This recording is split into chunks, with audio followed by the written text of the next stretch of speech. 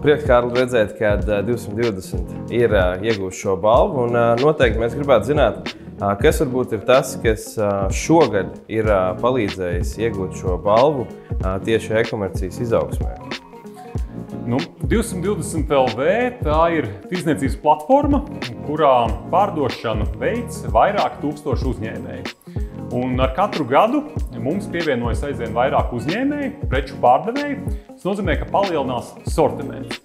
Un tas, ko mēs redzam īpaši šajā gadā, pircējs ieejot 220 LV, var izvēlēties, no kura pārdevēja tad viņš konkrēto preci vēlas pirkt. Un itin bieži ir situācijas, kad vienu to pašu preci pārdod pat 20 dažādi pārdevēji. Ko tas nozīmē pircējam? Pircējs iegūst labāko cenu, ātrāko piegādi, jo konkurence spiež. Un ieguvēji arī šie preču pārdevēji, jo liela konkurence, liels preču klāsts nozīmē to, ka ir vairāk pircēji, vairāk pirkumu. Tas nozīmē arī lielāku iespēju gūt peļņu. Ja?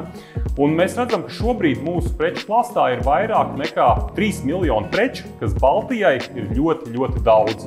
Līdz ar to ir tikai likumsakarīgi, ka arī pircēji to novērtē. Un kāds būtu mērķis jaunajam gadam? Kāds būs tieši fokus, varbūt, ja to var atklāt? Mūsu fokus ir, šobrīd mēs neliekam tik lielu fokusu uz strauju, agresīvu izaugsmi, tādu vēl vairāk masveidīgu pārdevēju pievienošanu, preču pievienošanu. Mēs lielu fokusu liekam uz pircēju pieredzes uzlabošanu un arī mūsu preču pārdevēju pieredzes uzlabošanu. Tātad fokusā būs kvalitāte, pircējiem doto solījumu kvalitatīva izpildīšana.